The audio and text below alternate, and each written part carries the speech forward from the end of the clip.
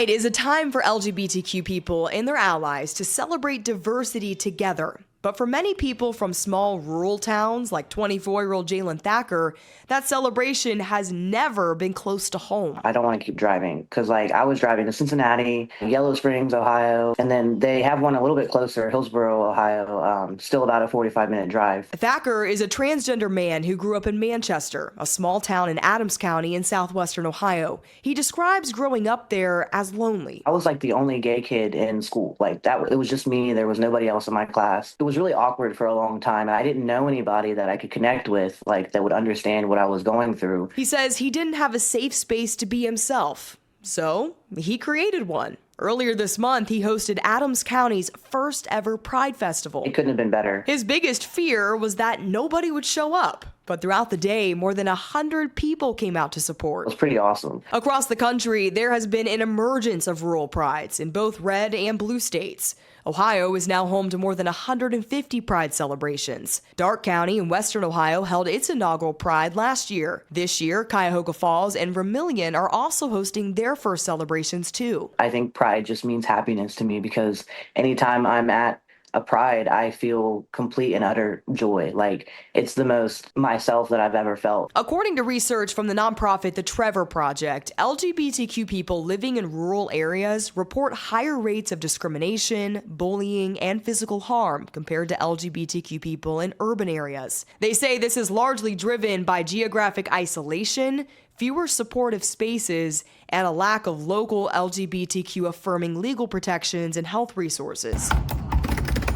Daniel Rivers is a historian and professor who specializes in LGBT history.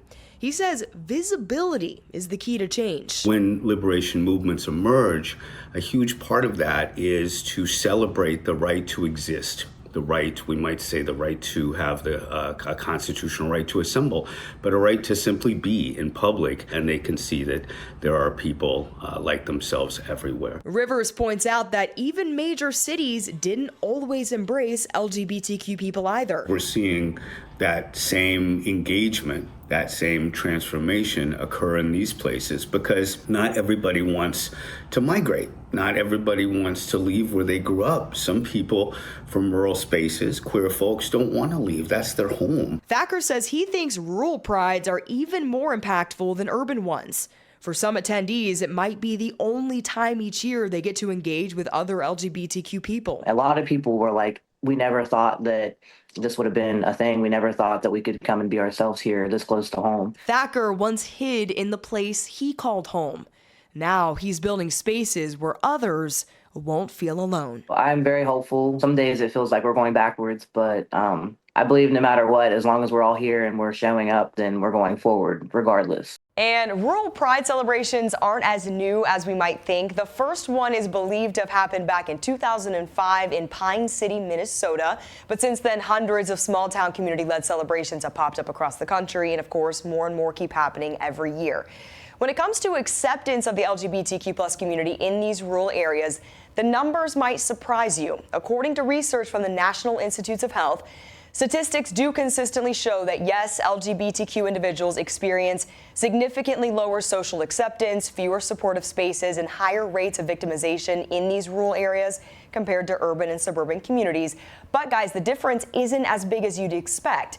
The study found that despite anti-LGBTQ legislation and divisive media coverage, most rural Americans actually view LGBTQ people favorably.